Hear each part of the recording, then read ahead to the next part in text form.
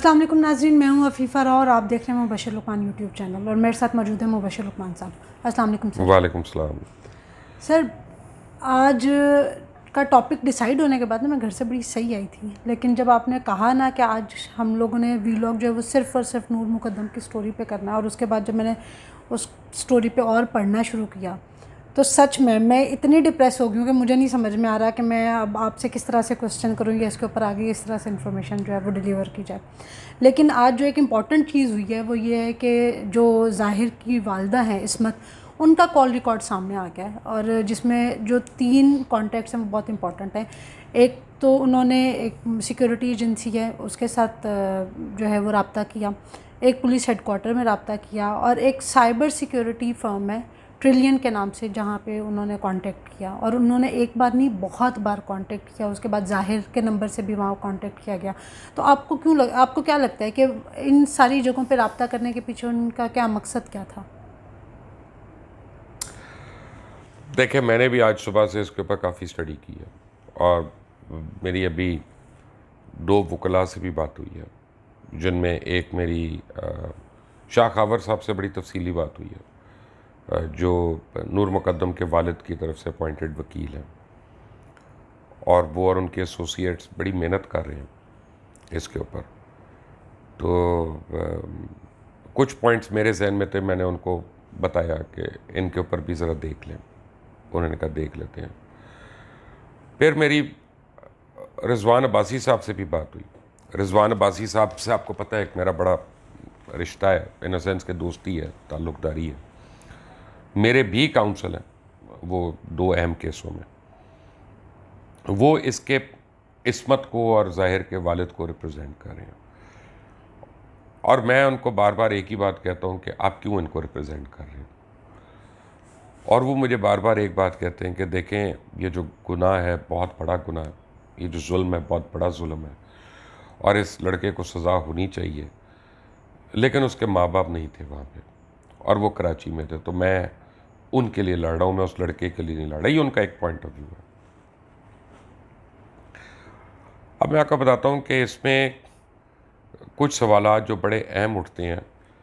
कल मेरी एक अजीज़ा हैं, न्यूजीलैंड में हैं, उन्होंने मुझे एक सवाल किया और मैं सोचते ही रह गया। उसके बाद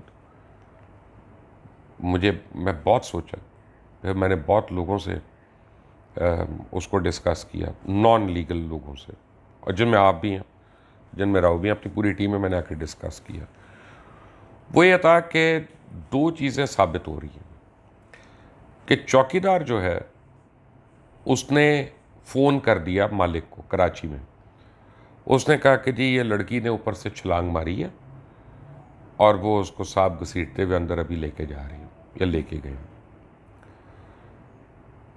उसके बाद उन्होंने थेरेपी वर्क्स को फ़ोन किया। देखें ना, थेरेपी वर्क्स वालों को फ़ोन किया, मुझे नहीं पता कितनी दूर है कितनी करीब है, लेकिन that is all the time difference between life and death. ठीक है, असूलन अगर कोई और जी शऊर बाप होता, इंसान का बाप होता, दरिंदे का ना होता, तो शायद वो अपने चौकीदार को उससे कहता कि सारे अंदर जाओ, उसको पकड़ लो और फिर मेरी बात कराओ। मैं लड़की से बात करूं कि बच्चे से बात करूं कि क्या हो रहा है क्या नहीं हो रहा एंड व्हाट्स गोइंग ऑन। या एक को कहता कि तुम पुलिस को बुलाओ और दूसरों को कहता कि तुम उसको बचाओ लड़की को। उसने ऐसा कुछ नहीं किया।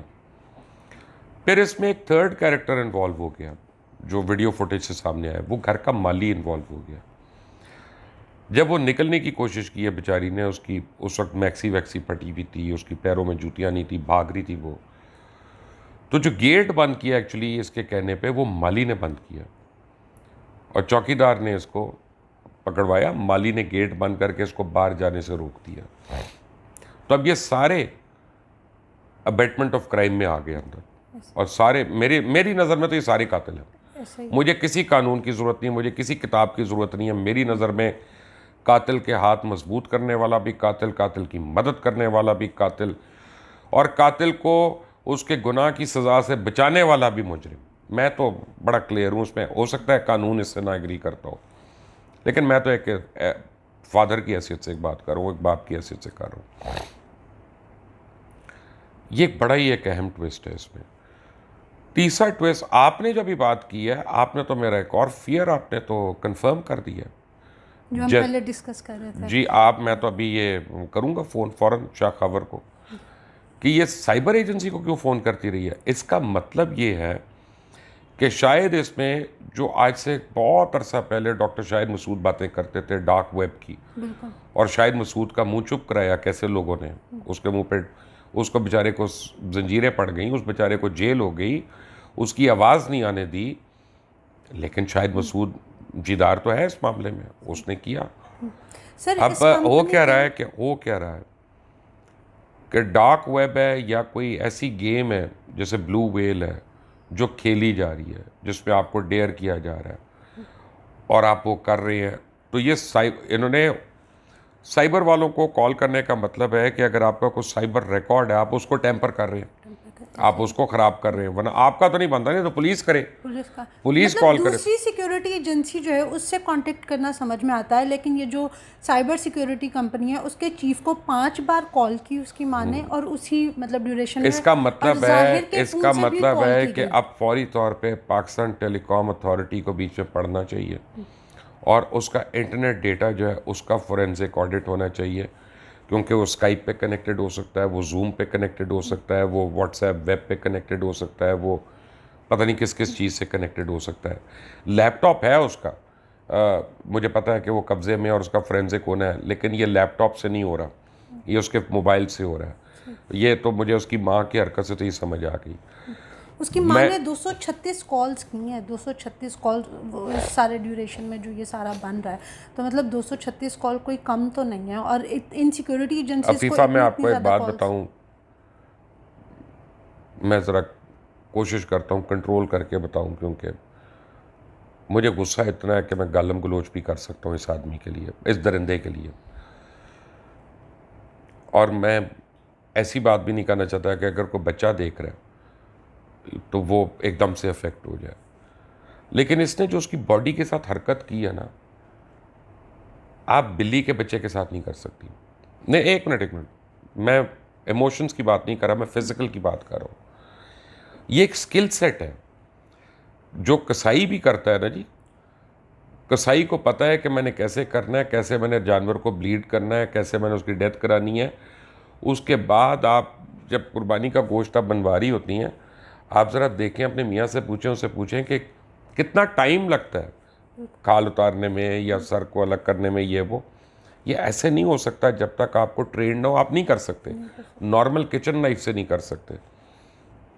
सो ये तो कोई बड़ा ही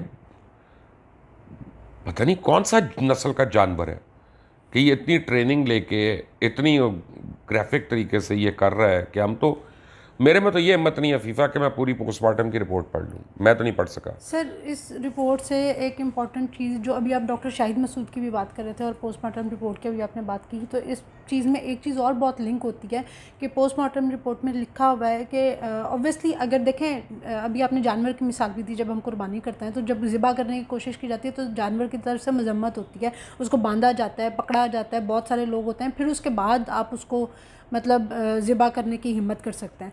लेकिन जो पोस्टमार्टम रिपोर्ट में अभी तक इन्फॉर्मेशन सामने आई है वो ये आई है कि उसकी बॉडी की तरफ से कोई ऐसी मजम्मत नहीं की गई थी। इट मीन्स कि या तो उसको पहले कोई ऐसी चीज़ दी गई है या उसको सेडेट कर बेहोश दिया किया होगा, गया है, मतलब कुछ ना कुछ ऐसा किया गया कुछ है और सेडेट उसके किया बाद होगा। देखिए, मैं इसकी डिटेल में नहीं जाना चाहता, मुझे प्लीज़ ना बताएं, मैं अपना फिर मुझे 2 रातें नींद नहीं आएगी और मेरा,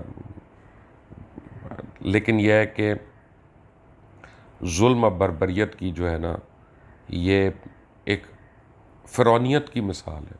फ़िरौन जो करता था, ये वो वाली मिसाल है। जो तारतारी करते थे, ये वो वाली मिसाल है जिनकी हम अपना कभी कहानियाँ सुन के हम टू टू करते हैं सारे। लेकिन पता है मुझे क्या प्रॉब्लम हो रही है? एक पूरा ग्रुप है, वो सामने आ गया सोशल मीडिया पे कि जी वो उसकी गलती है तो वो उसकी गलती है, तो वो ये है तो वो है। पापा, पहले दिन से मैं एक बात समझा रहा हूँ, एक सोशल इशू है और एक क्राइम है। सोशल इशू पे जितना मर्जी तुमने राय देनी है उसको दो, क्राइम को उससे लिंक मत करो। जुर्म की सज़ा मुजरिम को ज़रूर होनी चाहिए। इस केस में मेरी किताब में अफीफ़ा जो पेरेंट्स हैं वो 109 में अंदर आते हैं।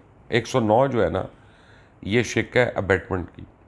आपको पता है भुट्टो साहब को जो एक्चुअली मर्डर हुआ था वो 109 की शिक पे हुआ था। वो हो सकता है गलत हो सकता है, मुझे नहीं पता, क्योंकि मौलवी मुश्ताक साहब ने खुद कह दिया कि वो गलत है तो गलत है।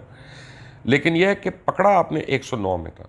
ये इतनी हल्की भी है और इतनी जकड़ने वाली शिक भी है कि आप इसमें जो है ना, ये तो मैं मानता हूँ कि आपको पता है उनकी फैमिली से कितने लोग इन्वॉल्व हो गए हैं, एक्टिव हो गए हैं। हमारे ऊपर कितने प्रेशर्स आ रहे हैं, क्या आ रहा है। इस वक्त आप चाहे मैं चाहूँ तो हमको बाहर की नेशनलिटी ले लें, हम जाएं तो ज़रा बाहर ही शिफ्ट हो जाए। लेकिन उनको ये नहीं पता कि हम तो अपने बच्चों के लिए लड़ रहे हैं। ये तो हमारी बेटी है, बिल्कुल, और हमारी ही बेटी आगे है, आपकी भी बेटी है, मेरी भी है, सबकी हैं बेटियां और बेटे भी हैं। अल्हम्दुलिल्लाह, अल्लाह सबको ज़िंदगी दे, सेहत दे, नसीब दे। ऐसा होने दें हम बच्चों के साथ? जुल्म है ये। जुल्म तो नहीं है, ये तो जुल्म से भी ऊपर की कोई चीज़ है। ये तो जानवरपन है, बर्बरियत की भी एक घटिया तरीन बदतरीन मिसाल है। अच्छा सर, कॉल रिकॉर्ड्स तो ये सामने आ रहे हैं, मतलब अभी तो उसकी वालदा का आया है जिनसे वो एक एक घंटे तक, मतलब वो मुसलसल उसके साथ राब्ते में थी। अभी फादर का जो है वो सामने आना बाकी है। लेकिन एक और जो चीज़ इंपॉर्टेंट है, वो जो सबसे पहला एनी शाय था, जो ये थेरेपी सेंटर का मुलाजिम था, जो सबसे पहले वहाँ गया था, जिसको छुरी भी लगी और वो ज़ख्मी भी हुआ, उसके बारे में अगर आपके पास कोई इन्फॉर्मेशन है जो आप हमसे शेयर कर नहीं, सकते मेरे पास नहीं है। उसको इन्होंने बड़ा गार्डेड रखा हुआ है। और देखें, इसमें एक क्रेडिट मैं दूंगा पुलिस को। ये अगर हमें इन्फॉर्मेशन कम है तो ये पुलिस का बहुत बड़ा क्रेडिट है जो इसकी तफ्तीश कर रहे हैं। इसका मतलब है कि पुलिस जो है ना, इसको सील बंद कर रही है इस केस को। और ये एक वाही चीज़ है जो मुझे पूरे केस में एक सिल्वर लाइनिंग है कि यार ये पुलिस में लोग कमिटेड हो गए हैं कि दो चार के हमने इसको छोड़ना नहीं है। और मुबशर लुकमान हो, अफीफ़ा राव हो, कोई और हो, मारिया हो, या कोई और बच्ची जो कर रही है इस पर वीलॉग्स वगैरह, इनको पता चलता है ये अपनी अपनी इंटरप्रिटेशन देंगे, केस ख़राब होगा उससे। तो ये पुलिस बहुत अच्छा कर रही है कि वो इस तरह की बातें बाहर नहीं आने दे रही। और ना हमें वो वाली बातें प्रोब भी करनी चाहिए कि जब तक पूरा एक चालान सबमिट नहीं होता। अभी क्योंकि कोर्ट की छुट्टियां चल रही हैं, तो अभी जो है ना, जितनी भी पेशियाँ होनी है ना, वो पेशियाँ ही होनी है, वो हेयरिंग्स नहीं है। जैसे कल आए थे ना, तो अगली डेट पड़ गई है। तो ये मेरे ख्याल है 7 सितंबर तक इस्लामाबाद लेकिन में अभी जो रिसेंट हेयरिंग हुई है उसमें भी एक कम से कम ये तो अच्छी चीज़ हुई है कि इनके नाम ECL पे डाले गए हैं, इनके जो मुलाजमीन हैं उनके नाम डाले गए हैं कि एटलीस्ट अगर इनको ज़मानत मिल भी जाती है, जो कि मेरे ख्याल से नहीं मिलनी चाहिए किसी भी तरह से, तो फिर भी ये कम से कम मुल्क से बाहर तो ना जा सकें उस तरह से चीज़ों को मैनिपुलेट। आपको पता है मेरी वाइफ ने मुझे क्या पूछा? क्या? आपको वो, उसको तो ज़्यादा बातें नहीं अपना, वो तो मेरी बात उतना ही सुनती है ना जितना सुनना चाहती है। वो मुझे कहती है एक आदमी है, उसने मर्डर किया, उसने एक वाले जुर्म कर लिया, अब केस क्यों चल रहा है, फांसी दो उसको। हाँ, मतलब इसमें वो ये कहती है कि तो इसमें क्या प्रूव करना है अब। ठीक है ना, कि निकालना उसको। अब ये सिर्फ मेरी वाइफ का नहीं, बहुत लोग हैं जो ये बात मुझे कह रहे हैं कि अगर ये केस पे आपने हियरिंग्स करनी है तो फिर बाकी फिर केस हो चुके, यानी क्या बचा इसमें? तो आले कत्ल उसके पास निकल गया, कत्ल की मोटिव निकल गया, कत्ल उसने बता दिया कि उसने किया, उसने खुद इकबाल जुर्म किया, उसके घर से बरामद हुआ, उसके माँ बाप ने वो क्या कहते हैं, मैं यही कहूँगा, रुकावट बनने की कोशिश की इंसाफ के बीच में और उसके जस्टिस के बीच में। उन्होंने सब कुछ तो क्लियर है सर। लेकिन ये जो आला कत्ल की आपने बात की, थेरेपी सेंटर वालों का जो वहाँ पे पहुँचना है, उसके बारे में ये भी कहा जा रहा है कि शायद मतलब वहाँ से वो सारे प्रूफ्स और वो आला कत्ल वगैरह वहाँ से हटाने के लिए उनको जो है ना वो भेजा। ये कंजेक्चर है ना, कंजेक्चर है, मैं इस पर राय नहीं दे सकता। उसकी वजह ये कि ये तो जब चार्ज फ्रेम होगा और फिर वो डिफेंड करेंगे अपने आप को, फिर हम ये ब्लेम कर सकते हैं ना। वैसे तो हम हवा में तो ब्लेम नहीं कर सकते किसी को, हमें शक हो सकता है। लेकिन आपको मैं एक बात बताता हूँ होता क्या, मुझे शक क्या है, जो पहले दिन उन्होंने ऐड दे दिया था डॉन अखबार में, और वो ऐड ऐसा दिया था जैसे ये लड़की की तरफ से ऐड दे रही हैं बेसिकली। तो पाकिस्तान में बहुत कत्ल होते हैं, हमारे गाँवों में, पिंडों में, होता क्या है कि चौधरी खुद कत्ल कर देता है या बड़ा आदमी को खुद कत्ल कर देता है, और उसके बाद वो कंप्लेनेंट बन जाता है उस कत्ल का कि जी मेरा बड़ा प्यारा था तो ये था, और पर्चा वो करा देता है। और उसके बाद एक आदमी आता है, वो इकबाल जुर्म कर लेता है, तो कहता है हाँ जी ये तो मैंने किया था, इसने मेरे से लड़ाई की थी, मेरे पैसे देने थे, मेरी बीवी को तंग किया था, जो भी थी। 6-7 महीने केस चलता है और फिर एंड में वो माफ़ी मांगता है। चौधरी कंप्लेनेंट होता है, चौधरी माफ़ी दे देता है। और ये चौधरी मैं कह रहा हूँ, आई एम सॉरी, चौधरी का मतलब है बड़ा आदमी, असर रसूख वाला आदमी, और वो अपना बाहर आ जाता है और उसने जो पैसे पूछा उससे मुकाया होता है वो उसको दे देता है। एक्चुअली ये केस भावलपुर में इस वक्त चल रहा है हमारी कोर्ट्स में, और वो मुझे आज ही एडवोकेट चाकर आज़म बता रहे थे कि वो उसने उसको अंदर करवाया, इकबाल जुर्म कराया। एक डॉक्टर ने मर्डर करके किसी को, उस बंदे ने आके कहा कि जी मैं डॉक्टर साहब से पैसे लेने थे, मैं आया था यहाँ पे, तो ये आगे लड़ पड़ा तो मैंने इसको कत्ल कर दिया। ये को मोटिव है कत्ल करने का ना, उसने कत्ल कर दिया। और अब वो आके जब उसको सजाए मौत होगी तो वो रोना शुरू हो गया, कहता है मुझे तो उन्होंने 60 लाख रुपया देना था, फिर आके निकालना था, ना निकाल रहे ना पैसा दे रहे हैं घर वालों को। ये अभी केस चल रहा है। तो ये तो हमारे यहाँ जो है ना, ये आज तक तो पैसे वाले जो है और ये पावर वाले और असर रसूख वाले वो अपनी करते रहे हैं, लेकिन इंशाल्लाह इस केस में हमने तो कसम खाई हुई है कि नूर मुकद्दम को, हम नूर को तो इंसाफ नहीं दिला सकते, वो तो बेचारी जान देगी, अब उसकी जान तो नहीं वापस आनी, उसकी तकलीफ़ तो वापस नहीं होनी, लेकिन कम से कम इतना तो हम मरम रख सकते हैं कि हम कातिल को फांसी घाट तक पहुँचाएं, जिसने उसके साथ ये सब कातिल भी नहीं, दरिंदे को फांसी घाट तक पहुँचाएं। इंशाल्लाह अल्लाह करे कि ऐसा ही हो। आमीन आमीन। और आप सारे दुआ करें इस बात पे।